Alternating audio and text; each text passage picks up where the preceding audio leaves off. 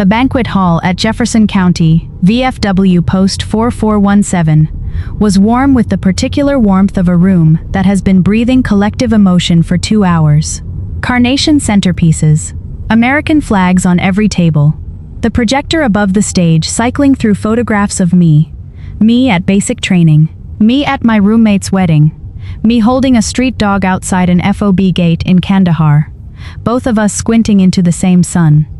My father stood at the podium with both hands flat against the oak, and he was weeping.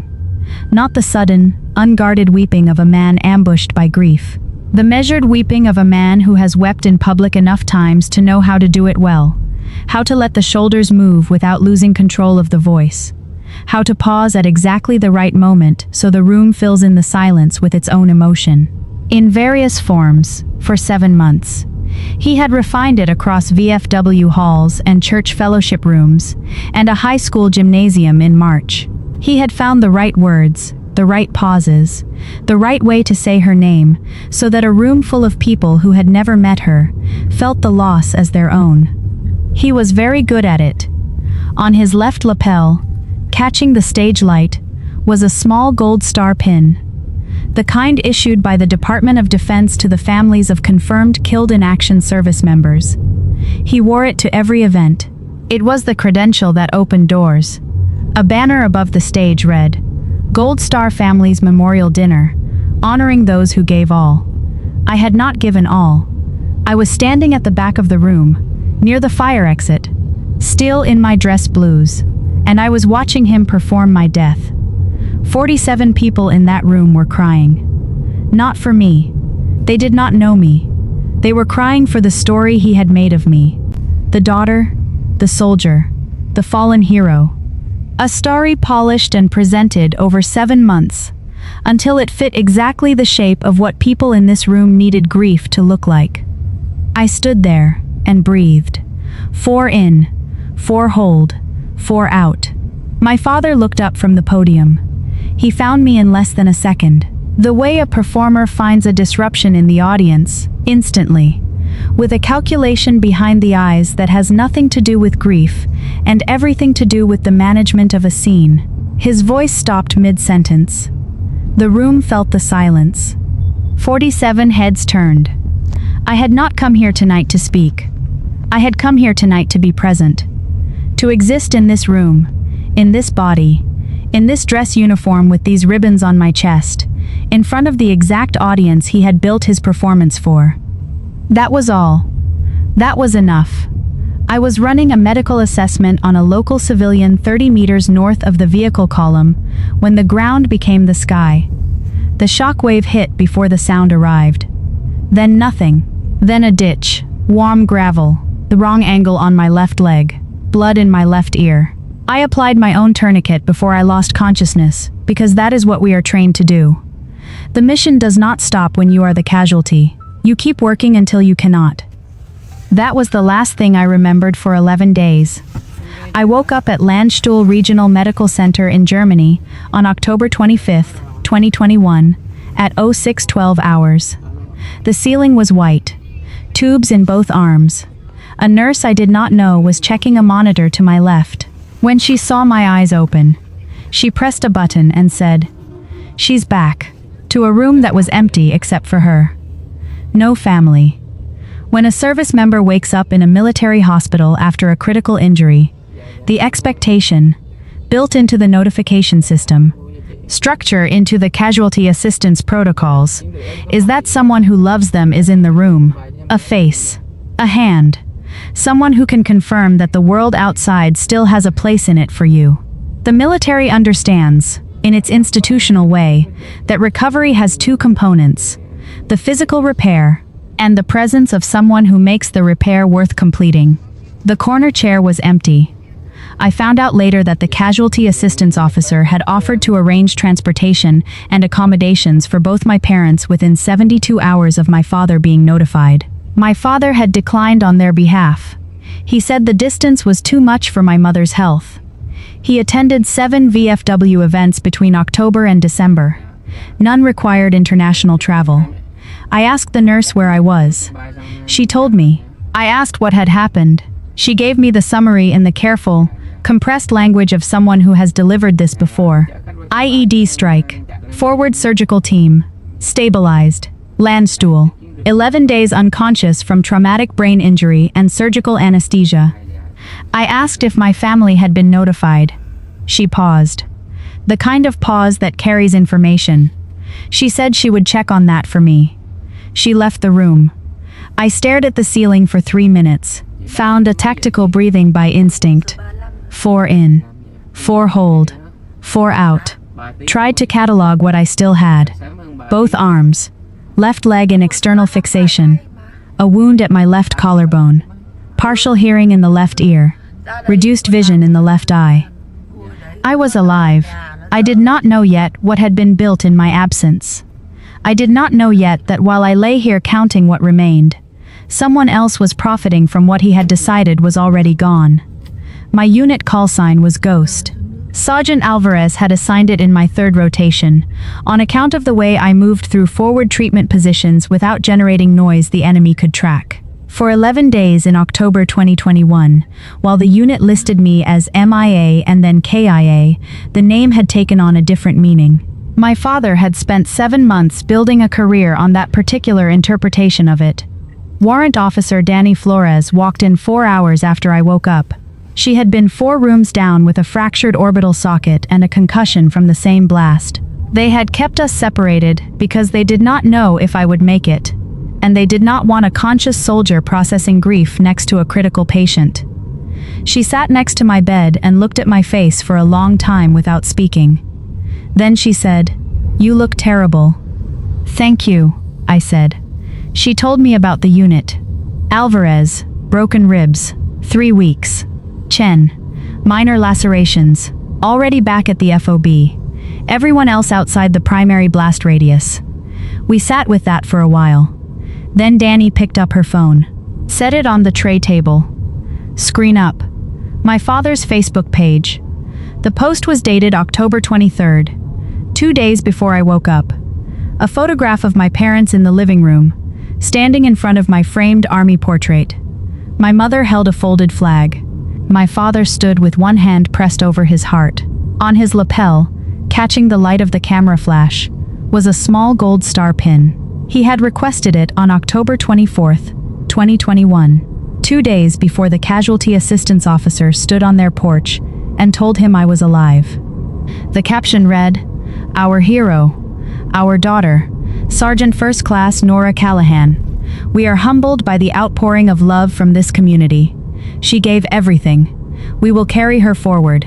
The post had 847 likes. I read it twice. Not the words.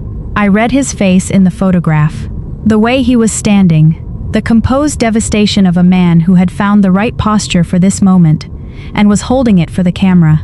This was not the face of a man who had collapsed when the casualty assistance officer knocked on his door. This was the face of a man who had, in the days after that knock, understood what the moment could offer him, and arranged himself accordingly. He looked like a man who had rehearsed. My father had been notified I was alive on October 26th. Next Facebook post appeared on October 28th. My parents in the front pew at church. His head bowed, the gold star pin still on his lapel. Caption, "Still leaning on our faith. Grateful for this community. She would have wanted us to keep going." The Memorial Fund link was still active. I stared at Danny's phone for a long time. The left side of my face was numb. My left leg was suspended in hardware. I had been awake for 4 hours. She watched me. She did not say anything. She had learned, in 8 years of working intelligence, that the most useful thing you can do when someone is processing something impossible is give them silence to work in. Before I tell you why a room full of strangers went completely silent when Danny walked in, hit that like and subscribe. Because what she said next? Not one person at that dinner saw it coming. I called home. My father answered on the second ring. "Nora." Just my name. Level. Controlled. Not the broken, relieved sound of a man who had spent 11 days believing his daughter was dead. The voice of someone who had not been surprised by this call, who had, perhaps, Been waiting for it with a specific kind of calculation. Hi, Dad. My God. A brief pause. They told us you made it. We've been so relieved. I filed the word. Relieved.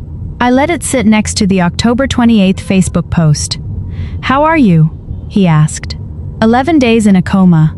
Left leg in external fixation. TBI. Partial hearing loss. But alive.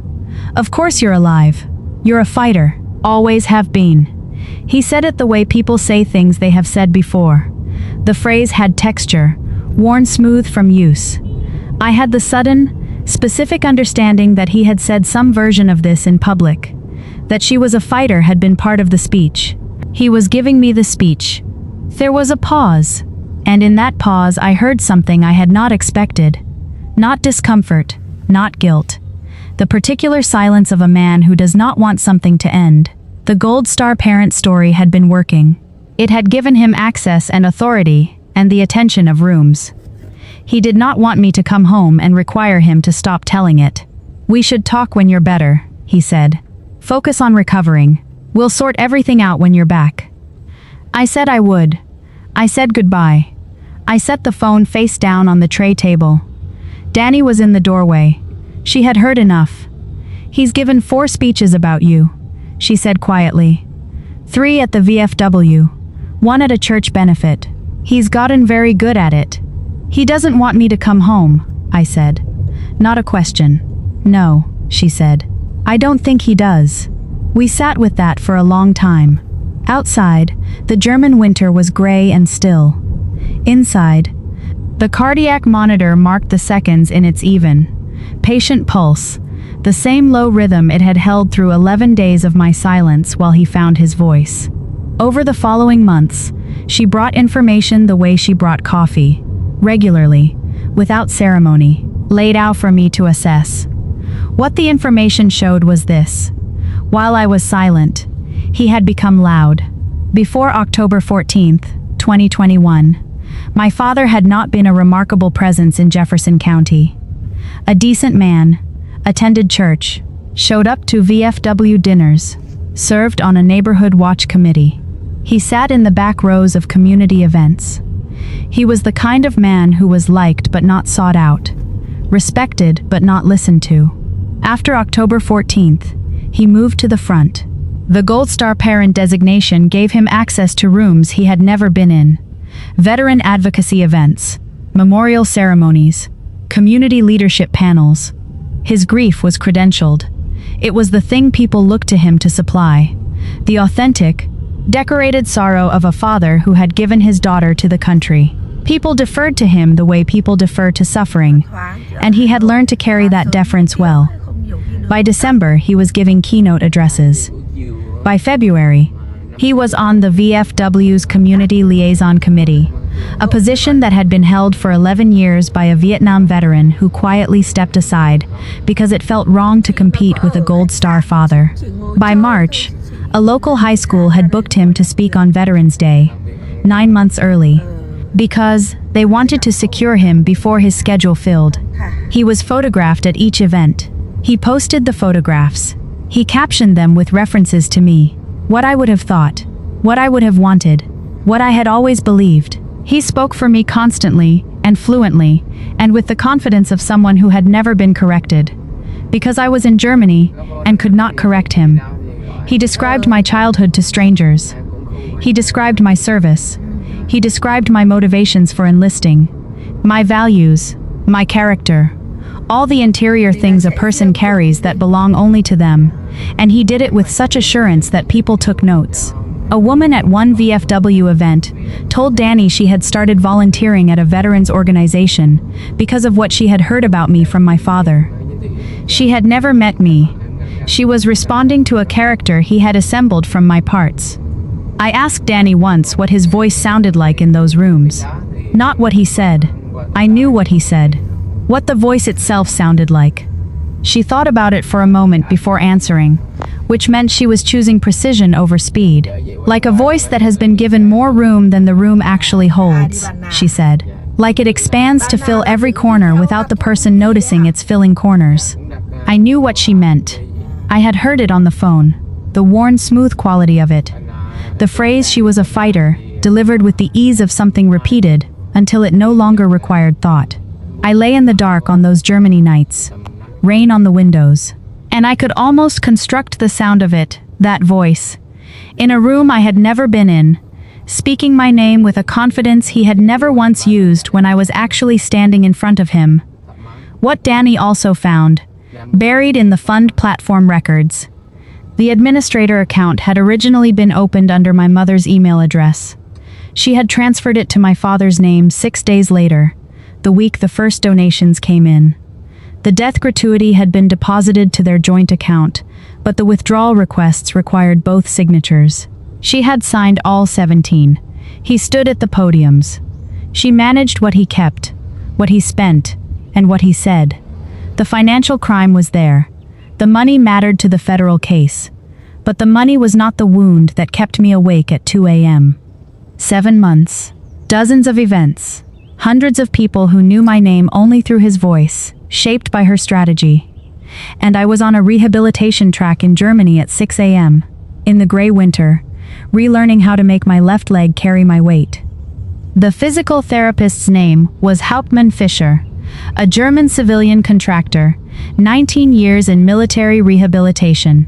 No interest in softening anything. She watched me stop mid-lap on the third day, grip the railing, stand there for 40 seconds. She came and stood beside me, did not touch the railing, just stood there, in silence, until I let go. Later, over coffee, the body remembers what the mind wants to move past. That is information, not weakness. The question is whether you listen to it or argue with it. I thought about my father in that high school gymnasium, speaking about what I would have wanted. I thought about a room of teenagers absorbing his version of me. The fallen hero, the selfless daughter, the character he had built from the outside of a life he had not spent enough time looking at from the inside. I went back to the track. Outside the rehabilitation hall windows, the German winter had settled into the kind of rain that doesn't announce itself. Colorless, persistent, already there when you arrive and still there when you leave. It was on the glass at 0600 when I started, and on the glass at 0800 when I finished. It rained through January, through February, through most of March. Not dramatically, just there. The way certain things are simply part of the weather you are living in. Danny came in February, in the rain. She came again in March, in the rain. She came a third time in late April when it had finally stopped, and the dry air felt like something was missing, like the absence of something I had grown to expect. I learned later that it had been clear in Jefferson County most of that winter. He had posted photographs at outdoor events in November, in December. Bright days. American flags in good light. I looked at those photographs from my hospital bed and thought, the weather there and the weather here are not the same. The rain on the Landstuhl windows seemed right.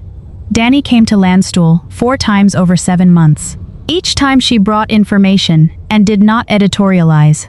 She laid facts out the way she would lay out intelligence, without telling me what to feel about them, and left me to draw conclusions. The speeches, the community events, the way his social standing had grown in direct proportion to the loudness of his grief, the memorial fund numbers, the designation he still held. She never said, "You should be angry." She never said, "Here is what you should do." She understood that I had never needed to be told what to feel. I had always been the person who felt it quietly, and then decided what to do with it quietly, and then did it. What she did say, once, on her third visit, sitting across from me in the small hospital cafeteria with 2 black coffees between us. "He has given 7 speeches about you. He has never once called to ask how you're sleeping." I stared at my coffee. "I know," I said. "I know you know," she said. "I just wanted to say it out loud, because someone should." She was right. Someone should. That was the thing about Danny. She understood that some things need to be named in the presence of another person, not to produce action, just to exist as acknowledged truth. She was right. Some things need to be named in the presence of another person, not to produce action, just to exist as acknowledged truth. Without a witness, Certain things settle into the body as private damage, something only you carry, in the dark, with no confirmation that it was real and that it was wrong. Danny understood this. She was a witness. That was the most useful thing she had ever been to me. I was medically cleared to travel on May 18th, 2022. I flew home on May 22nd. I did not call to say I was coming. I signed a short-term lease on a furnished apartment in the city, 40 miles from my parents' house. I drove in from the airport alone. I did not call ahead. I did not announce anything. There was a woman at a pharmacy on County Road 7 who had known my parents for 20 years. I saw her through the window before I went in. She didn't recognize me, the weight I had lost, the way my leg had changed my stride, the hair grown out from the hospital cut. She came in while I was at the register. She looked at me the way people look at someone vaguely familiar and decide they must be mistaken. At the door, she stopped and said to the pharmacist, "Not to me. Isn't it terrible about the Callahan girl? Overseas." "Terrible," the pharmacist said. I took my change. I walked out. I sat in the car for a few minutes with my hands on the wheel. I let her believe it. I had 3 more weeks to let it stand. That was the choice. Not hiding. Not fear. The deliberate extension of a version of me that no longer applied, held open just long enough to be useful. He was loudest when I was absent, so I gave him 3 more weeks of my absence, and I spent those 3 weeks watching. I signed a short-term lease on a furnished apartment in the city, 40 miles from my parents' house. I unpacked, set up the coffee maker. Danny sat on the couch and watched me move around the kitchen. "You're not doing this for the federal case," she said. It was not a question. No. "What are you doing it for?" I set the coffee mug down and looked at the kitchen that was mine and had no photographs on the walls and no folded flag in the corner. "He has been speaking about me in that town for 7 months," I said. "To his friends, to strangers, to teenagers in a high school gymnasium. He has described my life, my death, what I would have wanted, what I believed, to rooms full of people who never met me, and not one of them could correct him because I wasn't there." I turned around. "He is loudest when I am absent," I said. "So I am going to stop being absent. I am going to stand in the room where he is performing my death, and I am going to exist. Not speak, not accuse, not deliver anything. Just be in the room. Because I was never gone. I was in Germany learning to walk, and that fact needs to exist in the same space as his story, in front of the same audience, at the same time." Danny held my gaze. Then she nodded. The military nod. The one that means I understand and I am with you. "I'm coming in behind you," she said. "You won't say anything. You never needed to. But someone should say it out loud. And it shouldn't have to be you." She was right. In the sample of my life that I could point to, every time I had spoken in self-defense, every time I had argued, every time I had tried to make someone understand what they had done, nothing had changed. The people who needed to be louder than me always found more volume. I had never won by arguing. I won by being what I was, steadily, in places where it could not be ignored. The legal team had the federal filing. My sister had the folder. Danny had the words. My sister was 26 years old and had not driven a car in 14 months. Danny had been watching her the way she watched everything, quietly, from a distance, noting what was visible from the outside. Social media gone dark in February, then deleted entirely. The library where my sister had worked for 3 years sending a termination notice in April, not for performance, for accumulated unexplained absences that had reached the threshold where the position could no longer be held. A mutual acquaintance who ran into her at a pharmacy in March and mentioned, carefully, that she had flinched at the automatic doors. Our parents had spent 7 months performing grief over my absence. In those same 7 months, they had ensured my sister had no absence of her own, no car keys in her name, no independent income, no phone that was not made available for review each evening at 9. I had been spoken over. She had been folded into the house, into their story, into the same household that had found a use for my death and found an equally efficient use for her presence. She answered my call on the second ring. Her voice was careful in the way of someone who has learned to speak at a volume calibrated to who else might be in the room. "I'll be there," she said. "Just tell me where to stand." I told her. She said nothing else. She didn't need to. 3 days before the dinner, Danny called with one more piece of intelligence. Not about my father. She had obtained the casualty assistance officer's call log. He had visited the house on October 26th at 17:14 hours. As documented, my father had answered the door.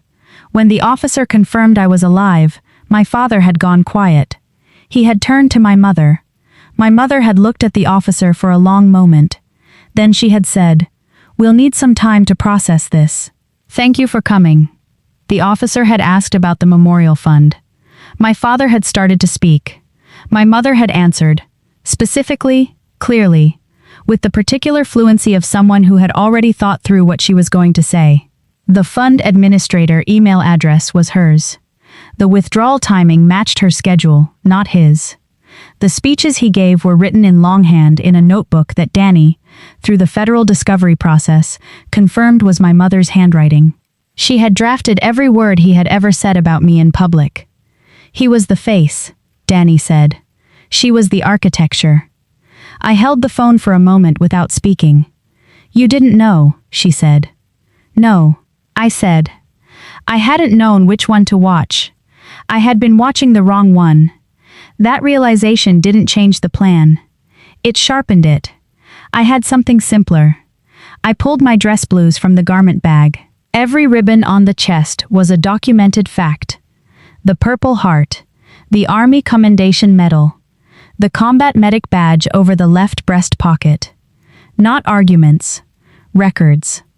What I had actually been doing with the years he was turning into a gold star narrative. From the inside pocket, I took out the unit challenge coin, given to me by my platoon sergeant at Fort Campbell in April 2022, when I returned to duty. The coin had been held for me since the blast, held by Master Sergeant Alvarez, who said nothing when he placed it in my palm. Just handed it over. The coin was mine. It was the only credential that mattered to me in that room, not because it proved anything to 47 strangers, but because it had been held for me by people who had been in the actual place when the actual thing happened. Not the story of it. The thing itself. I put the coin in my breast pocket. I hung the dress blues on the door hook. I went to bed. If you have ever had to reclaim something that was spoken for while you were silent, hit that like and subscribe. What comes next matters. I arrived 47 minutes into the dinner. I wanted him to have found his rhythm before I walked in. Danny parked 2 blocks away. We walked to the entrance together. The night was warm and dry. After 7 months of German rain on rehabilitation hall windows, the dryness felt deliberate, like a stage had been set for something that required clear conditions. Through the glass doors, the warm glow of a room in full feeling. The projector. His voice on the PA, carrying the kind of resonance that only comes from having given the same speech enough times to stop thinking about it and simply inhabit it. We stopped at the door. Danny put her hand on my arm for one moment, not to hold me back, just to acknowledge the weight of the thing, and then we positioned ourselves. I would go first. She would follow 30 seconds behind. I opened the door. His voice. She was the best of us. She always had been. And I know she would want us to carry that forward. To honor her by living fully. By. He looked up.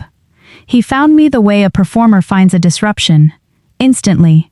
With that same calculation I had seen in his Facebook photograph. The rapid assessment of someone managing a scene. For 1 full second, every practiced thing about him tried to accommodate the moment. His throat cleared. His hands tightened on the podium. His mouth formed the beginning of something. Nothing came out. The room felt the absence of his voice. 47 heads turned. I walked forward, down the center aisle, between the tables with their carnation centerpieces and their small American flags, and the faces of people who had sat in this room and donated and prayed and wept for a woman who was now walking toward them in dress blues. I walked the way I had been trained to walk. Weight distributed. Pace controlled. No expression on my face that could be managed or argued with. I did not meet his eyes. I looked straight ahead. I stopped 10 feet from the stage. My father gripped the podium. His knuckles whitened against the wood. My mother, in a chair to the stage right, pressed both hands over her mouth. Her eyes moved fast in the old, rapid way. To the room, to him, back to me, measuring the damage. In the front row, Post Commander Ed Myers, 71 years old, Vietnam, a man who had known me since I was 8, stood up from his chair without deciding to. His body just stood. He looked between us. My father said, "Nora, sweetheart," and the word sweetheart was an attempt to reframe the moment, to make this a reunion, to absorb me back into his narrative as its most satisfying development, the father whose daughter had come home after all, his grief transformed into miracle, his performance elevated to prophecy. I said nothing. The door at the back of the room opened. Warrant Officer Danny Flores walked in without uniform and without ceremony. A dark jacket and her bearing. And she did not need anything else. 8 years in intelligence had given her the quality of someone who has spent a long time in rooms where a great deal is at stake, and learned to occupy space without performing it. She walked to the front of the room with the unhurried stride of someone who has already decided what is going to happen. She did not look at my father. She looked at the 47 people. When she spoke, her voice was quiet. Not soft, quiet. The kind of quiet that requires a room to stop breathing in order to hear. "My name is Warrant Officer Danny Flores," she said. "I was 4 rooms down from Sergeant First Class Callahan at Landstuhl Regional Medical Center when she woke up from 11 days of unconsciousness on October 25, 2021. I want to tell you what I saw." The room did not move. She woke up with tubes in both arms and hardware in her left leg and partial hearing in one ear. The first thing she did was run a self-assessment of her injuries, because that is what she was trained to do. The second thing she did was ask if her unit was okay. Danny paused. She did not ask if her family had come. She already knew the answer. A woman near the buffet table placed her hand flat on the cloth. Did not lift it. She had 3 surgeries over 7 months. Danny continued. She learned to walk again on a rehabilitation track in Germany at 6 in the morning. She relearned how to hear certain frequencies with an ear that will never fully recover. She did all of this quietly, without announcement, because she is the quietest person I have ever known, and the steadiest. And in her case, those 2 things have always been the same. Her unit called her Ghost. They named her that before October, for the way she moved through forward positions without generating noise that could be tracked. After October, for 11 days, the name had a different meaning. She moved through 11 days of unconsciousness in Germany and came back. She called home from that hospital bed. With tubes in her arm and hardware in her leg, she called home. The voice on the other end told her to focus on recovering, and they would sort everything out later. Danny's eyes moved. Without theater, without performance, to my father's lapel, then to my mother's chair. He wore that pin to 7 community events in the time it took her to learn to walk again. He gave speeches about her death to rooms like this one. He accepted this community's admiration. He became the father of the fallen hero, and she drafted every word he said. Danny paused. The Memorial Fund Administrator account was opened under her email address. The withdrawal requests carry both their signatures. It was a plan. They built it together, and they built it while Callahan, callsign Ghost, was on a rehabilitation track in Germany, learning to walk. The room was absolutely silent. She did not come here tonight to accuse anyone. Danny said, "She does not need to. She is here. That is all she needed to do. She is here. That is all she needed to do. She is here. That is all she needed to do. She is here. That is all she needed to do. She is here. That is all she needed to do. That is all she needed to do. That is all she needed to do. That is all she needed to do. That is all she needed to do. That is all she needed to do. That is all she needed to do. That is all she needed to do. That is all she needed to do. That is all she needed to do. That is all she needed to do. And it walked into this room tonight, so that the people in it could see the distance between his story and her reality, with their own eyes. At the same time, Danny stepped back. She was done. The room held its breath. I reached into my breast pocket. I took out the unit challenge coin, the coin held for me by Sergeant Alvarez, through the blast and the surgeries, and the 7 months of Germany, given back to me in April when I returned to duty. Not a decoration, a record. The physical proof that I had been somewhere real when real things happened. I stepped forward, placed it on the edge of the stage.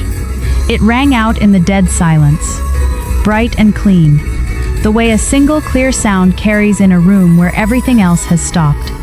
Somewhere above the stage, an air conditioning van ticked and hummed. That was the only other sound. My father's face came apart. Not dramatically. The way a performance ends when the audience stops believing it. Not with a crash, but with a slow, unmistakable dissolve. The composed devastation. The practiced grief. The posture of the Gold Star father he had refined across 7 months and dozens of events. All of it released, all at once. And what was underneath was smaller and older and unmistakably afraid. He looked at the coin. He looked at the room. Nobody moved toward him. The woman who had stood at his elbow all evening, his closest friend in this community, who had co-organized the dinner, who had helped plan the guest list, took one quiet step backward, then another. Then she turned and faced the wall. A man near the back set down his glass. Did not pick it up again. Ed Myers sat back down in his chair, heavily, the way a man sits when something he has trusted for 7 months is revealed to have been standing on nothing. My mother rose from her chair slowly, hands shaking. She looked at me with the rapid calculating expression I had known since childhood, measuring, assessing, locating the exits. Then she looked at my father. She held that look for a long time. And then she looked away. My sister had been standing at the far left of the room, where I had told her to position herself 3 days earlier. She walked forward now. She placed the legal folder on the table below the stage, her hands trembling but her voice level. "The federal filing is in there," she said. "There are investigators in the parking lot."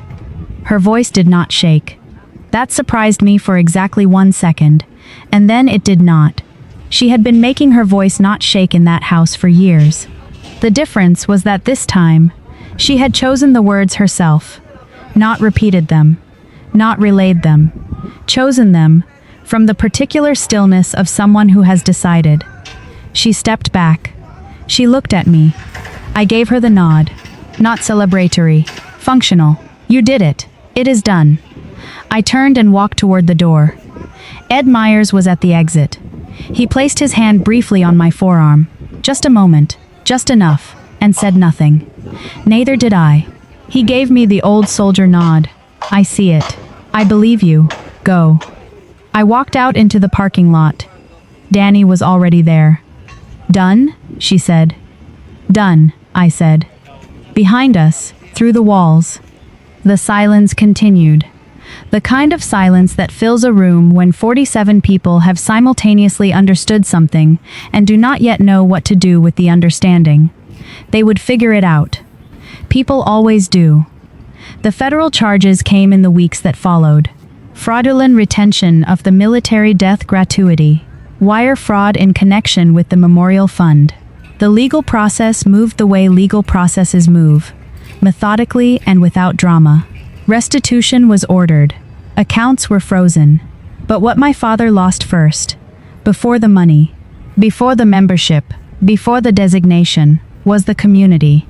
And that was the loss that mattered to him, because the community had been the point. The women who had brought casseroles stopped calling. The men who had shaken his hand at every VFW event went quiet. The high school that had booked him for November received a polite cancellation letter from our family's attorney and sent nothing back. The Gold Star Families Network issued a formal statement rescinding my mother's designation. The VFW Post removed him from the membership rolls. He appeared at the federal sentencing without the Gold Star pin.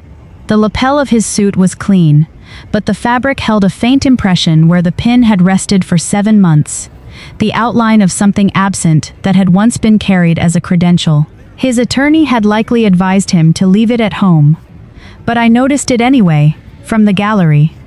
The small, faint mark of something that had been there and was now gone. Ed Myers sent me a card. 2 handwritten lines. She deserved better. We all should have seen it. He also called a membership meeting at post 4417 and read a full accounting of what had happened into the minutes. He passed a sign-up sheet for anyone who wished to write a support statement for the federal file. 31 members signed. Within 8 weeks of the sentencing, 9 VFW members did not renew. 4 community organizations removed both parents from their advisory boards by formal letter.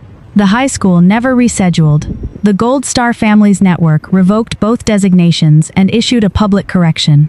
The Jefferson County Courier ran a 400-word correction on page 3, noting that the Callahan family had received $147,823 in donations and federal benefits based on information that proved false. Some of them had donated to the Memorial Fund. Some of them had been in the room on June 3rd. All of them had listened to my father speak about my death with every sign of belief. They signed anyway. That mattered to me more than I expected it to. What I understood, in the months after the sentencing, was that the community had not failed because they were foolish. They had failed because they were generous. They had wanted to honor a sacrifice, and he had handed them a story that let them do it. And generosity does not come with fact-checkers. The people in that room on June 3rd, the ones who turned away from him, who faced the wall, who set down their glasses and did not pick them up again, they were not betrayers. They were people who had given something real and learned that it had been received by the wrong person. I did not hold it against them. I could not afford to. A person who has spent 7 months being spoken over by someone louder cannot also spend energy being angry at the people who listened. Anger in that direction runs out fast and accomplishes nothing. What I could do, what I did, was be present when it mattered, and let the room do the rest. The federal investigator who handled the intake interview asked me, in the second meeting, what I believed had motivated them. She was looking for documented financial intent. I gave her financial intent, the numbers, the dates, the account transfers, the signature log. What I did not tell her, because it did not belong in a federal file, was the simpler thing underneath the crime. Before October 14, 2021, no room had ever paused when my father walked in. No one had taken notes on what he said. He had been a man of ordinary visibility in a town of ordinary visibility. And then I had given him, without intending to, the most valuable currency in a small community's social economy. A tragedy with his name on it. He could not let it go. Not only for the money, for the rooms. My mother had seen the shape of it before he had. That was the difference between them, and it explained everything. 6 months after the sentencing, my sister signed a lease on a studio apartment downtown. 5th floor. East-facing windows. She called to tell me, not to ask, not to check whether it was acceptable, just to tell me, the way a person tells someone they trust when something good has happened to them. She said the light in the morning was very good. I woke at 0600. My hand went to the phone, the reflex that had run every morning for 18 months, checking for case updates, for new information, for the next thing that needed processing. Nothing needed checking. His Facebook page had been quiet since June 2nd, 2022, the day before the dinner. The last post was a photograph of the VFW hall being arranged for the event, a caption about honoring those who gave everything. The voice that had been filling rooms for 7 months had run out of rooms. I noticed the absence the way you notice when a sound that has been running in the background for a long time finally stops. Not relief, exactly. Just the new shape of the air. I set the phone down and looked at the ceiling. a small water stain in the corner, shaped like a boot. I had never noticed it before, because I had never lain here without a problem to solve. I stayed in bed for 10 minutes. Not recovering, not planning, just there. It was the hardest 10 minutes since the rehabilitation track. I showed up at the VA therapist's office 2 weeks later. Dr. Okafor. Calm in the way people are calm when they have genuinely seen worse, and it has not broken them. She asked what was hardest to heal. I thought about it honestly before answering. Being spoken for, I said. He spoke for me for 7 months. He described my death, my service, my beliefs, my life, to rooms full of people I had never met. He did it loudly and confidently and without correction, because I was in Germany and I could not be there to be myself. She wrote something down. And now? Now I was in the room, I said. I stood there. I said nothing. And that was enough. She looked at me for a moment. Was it enough? I thought about the 47 faces turning, the coin ringing in the silence, the woman who turned and faced the wall, the way a room full of people looked at my father and looked at me and understood, without any words from me, the distance between his story and my existence. Yes, I said. It was exactly enough. She nodded. She wrote something else down. Then she said, let's start from there. I went back the following Thursday, and the Thursday after that. Each time, Dr. Okafor asked one question and then gave me the room to answer it honestly, without rushing toward a resolution. She did not try to reframe what had happened. She did not tell me how to feel about it. She just listened with the particular quality of someone for whom listening is a form of precision work. Careful, unhurried, attuned to what the words were carrying underneath. I had spent 7 months in Germany being silent while someone else was loud. I had spent 7 months after that building a case in quiet while he kept talking. I had walked into that room and said nothing, and let my existence do the work. Somewhere in all of that silence, I had forgotten that being heard was also something I was allowed to want. That therapy was not weakness. It was the first room in 2 years where I was the only one speaking, and what I said stayed between me and the person listening, and nobody could post it on Facebook. I went back every Thursday for 4 months. A young recruit at the commissary, standing in the cereal aisle staring at her phone with the expression of someone waiting for a message she dreads receiving. Weight down from her unit photo. Eyes that flinched when someone came around a corner too fast. I had worn that expression. I knew its architecture from the inside. I did not ask if she was okay. That question has never helped anyone who is not. I picked up the coffee I was carrying, set it on the shelf beside her. I'm not going anywhere, I said. She looked up.